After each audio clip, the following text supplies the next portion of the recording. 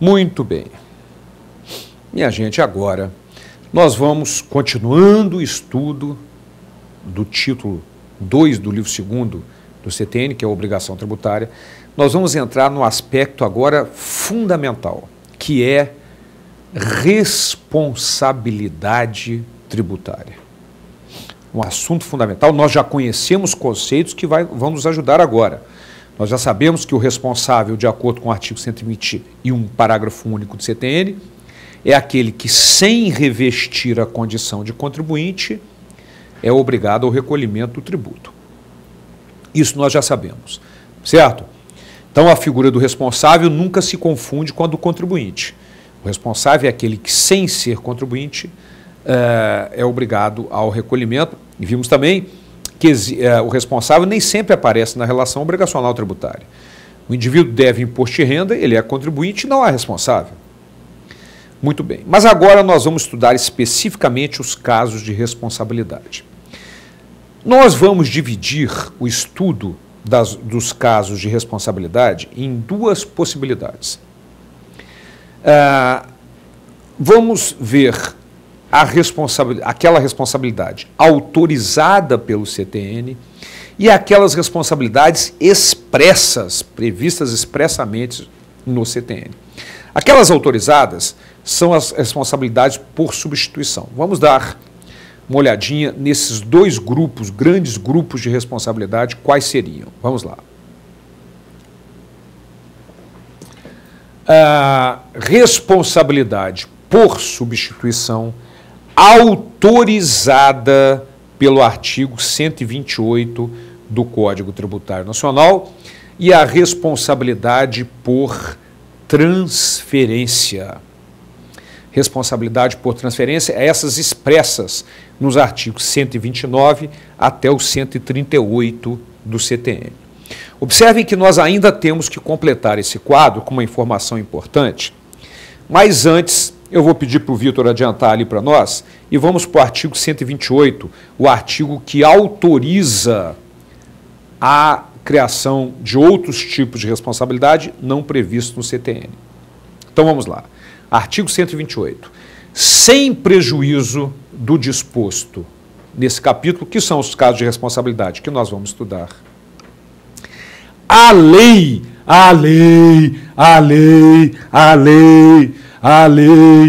tem que ser a lei, porque o sujeito passivo da obrigação tributária principal, seja contribuinte, seja responsável, tem que estar previsto em lei. A lei pode atribuir de modo expresso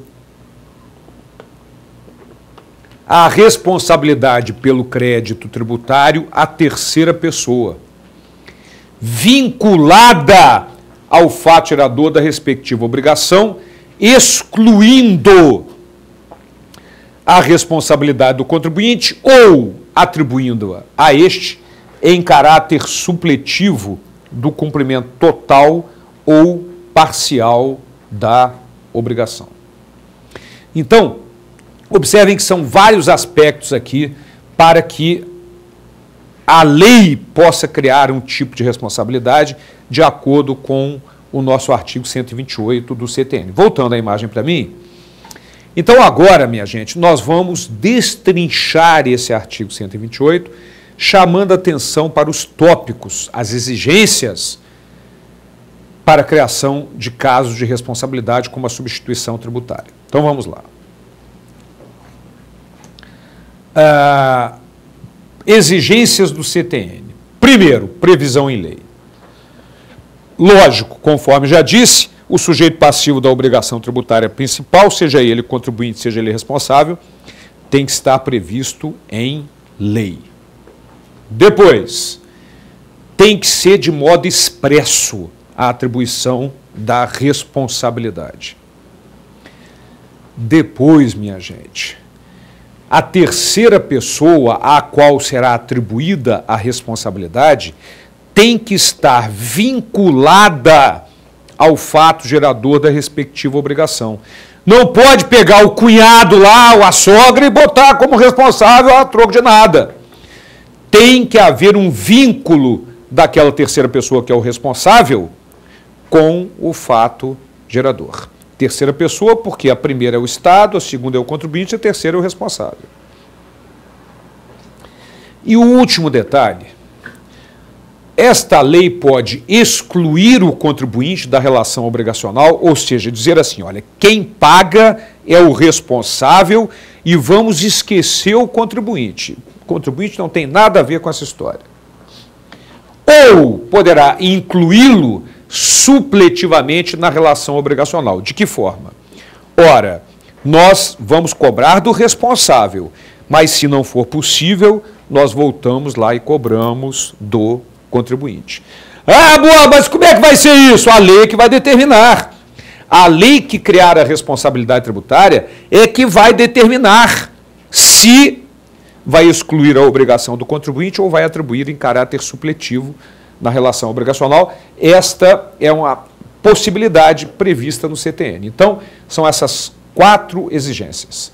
Previsão em lei, tem que ser de modo expresso, a terceira pessoa tem que estar vinculada ao faturador, e a última, que na verdade é uma possibilidade. Pode excluir o contribuinte ou incluí-lo supletivamente na relação obrigacional. Muito bem, voltando para mim. Então agora vamos aos exemplos da substituição tributária, que são esses casos de responsabilidade autorizados pelo artigo 128 do Código Tributário Nacional. Na verdade, nós temos 3 tipos de substituição tributária. Substituição para operações posteriores ou subsequentes, substituição para operações anteriores e substituição para operações concomitantes. Vamos conhecer as 3, mas vamos para a primeira delas, que tem alguns detalhes importantes, substituição tributária para operações subsequentes ou posteriores. Vamos lá. É uma situação já conhecida nossa, já citei várias vezes aqui, na qual a indústria torna-se responsável, por força da lei, pelo pagamento de um imposto devido a uma operação posterior ou subsequente. Ao sair da indústria, ocorre faturador 1, gera o ICMS 1. Ao sair do mercado, faturador 2, gera o ICMS 2. Esse ICMS 2 será recolhido antecipadamente pela indústria. Então, a indústria, vejam só, a lei determinou, de modo expresso, a indústria está vinculada ao faturador, porque ela que mandou o produto para o mercado vender, e nesse caso pode excluir o contribuinte, falar, olha, nós vamos cobrar apenas da indústria e fim de papo, ou atribuir a responsabilidade em caráter supletivo ao contribuinte. Vamos cobrar da indústria, mas se eventualmente ela não pagar, nós cobramos do responsável. Ok? Então, minha gente, é assim que funciona a substituição para operações subsequentes, como o Supremo a chama substituição para frente, ou ainda substituição progressiva, também denominada substituição progressiva. Então, observe, antes que a gente continue nos aspectos importantes com relação a este primeiro tipo de substituição tributária, observe que ela tem uma característica, como todas as outras substituições tributárias. Quando surge a obrigação de pagar o ICMS 2, é na saída do produto da indústria, ele vai ser recolhido antecipadamente. Então, observe que ao surgir a obrigação de pagar o ICMS 2, ela já surge tendo como sujeito passivo o responsável e não o contribuinte. Esta é a grande característica da substituição tributária. Ela já surge tendo como obrigado ao pagamento um responsável e não o contribuinte. O Vitor vai voltar para nós, por favor, e agora nós vamos completar aquele nosso quadrinho. Ótimo. Volta mais um só. Isso, obrigado. Então, responsabilidade por substituição. A obrigação tributária já nasce tendo como forçado ao pagamento o responsável e não o contribuinte. Exatamente assim. Agora, voltando para mim, vamos imaginar a seguinte situação. Eu tenho um carro, o proprietário sou eu, sou o contribuinte do IPVA, mas não paguei. Vendi o carro. Nós vamos estudar que o adquirente de um bem móvel torna-se responsável pelos tributos devidos. Então, o adquirente do meu carro tornar-se-á responsável pelo pagamento do IPVA. Ok? Mas nesse caso, vejam que quando surgiu a obrigação de pagar o IPVA, surgiu para mim que sou o contribuinte. E em função desse fato jurídico, que foi a alienação à venda do bem imóvel, a responsabilidade é transferida, a obrigação de pagar é transferida para o responsável. É uma diferença fundamental. A obrigação nasce para o contribuinte por diversos motivos, que nós vamos estudá-los, ela é transferida para o responsável. Então, voltando para o nosso quadro, observe que nas responsabilidades por transferência, que vamos estudá-las, observem que a obrigação, que são aquelas expressas no CTN, a obrigação nasce tendo como sujeito passivo o contribuinte e é transferida por motivos diversos, que vamos estudá-los, para o responsável. Essa é uma grande diferença da relação obrigacional tributária, da substituição tributária para as responsabilidades por transferência expressamente previstas no CTN.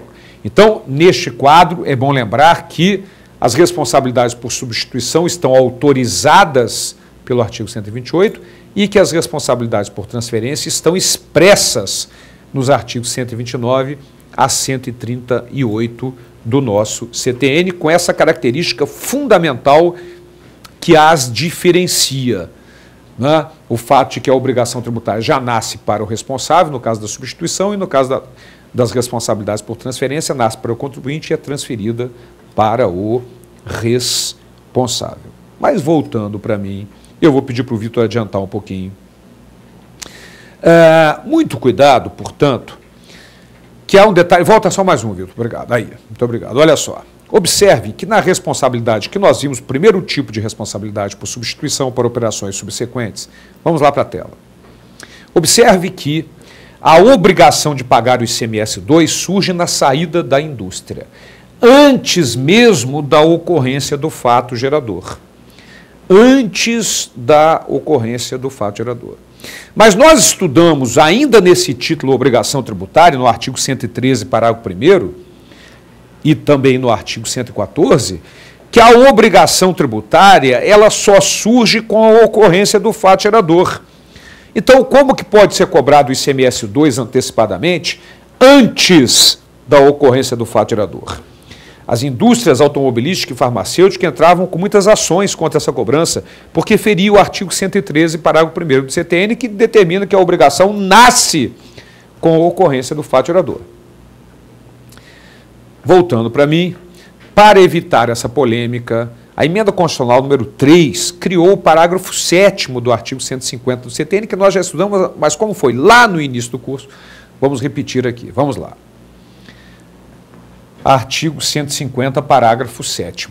A lei poderá atribuir a sujeito passivo da obrigação tributária a condição de responsável pelo pagamento de imposto ou contribuição cujo fato gerador deva ocorrer posteriormente, assegurada a imediata e preferencial restituição da quantia paga, caso não se realize o fato gerador presumido. Então, voltando para a figura, volta lá para nós, Vitor, para a figura, observe que se esse fato gerador 2 não ocorrer, o ICMS-2 já foi recolhido antecipadamente.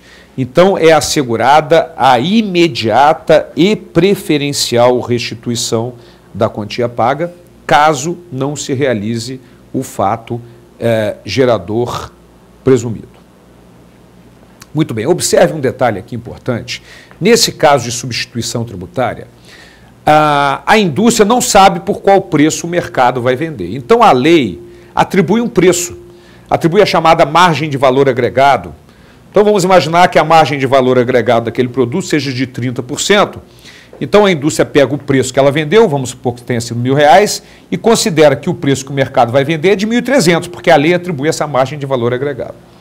Mas o que acontece se o contribuinte vender por menos que isso? Será que cabe restituição? E se ele vender por mais? Será que cabe o Estado cobrar mais? Vamos dar uma olhadinha. Agora sim, adianta para mim, Vitor, por favor. Mais uma, obrigado. Olha só. Nesse caso, o STJ, reforçando uma posição do próprio STF, determina que a adoção da orientação traçada pelo STF, no sentido de ser devida restituição do ICMS apenas nas hipóteses da não ocorrência do fato gerador. Não, portanto, nos casos em que a comercialização se dá em valor inferior ao utilizado como base de cálculo do imposto. Portanto, só vai caber a restituição caso não ocorra o fato gerador presumido. Se o contribuinte vender por menos do que a base de cálculo fixada pela lei, ou seja, a margem de valor agregado, não cabe restituição. Por outro lado, também não cabe o Estado exigir mais se for alienada por um preço maior que aquele fixado pela lei como base de cálculo. Muito bem, este é o primeiro caso de responsabilidade por substituição tributária para operações subsequentes e na próxima aula, no próximo encontro, nós vamos continuar o estudo desses casos de substituição e entrar nas responsabilidades por transferência expressas no CTN. Até lá!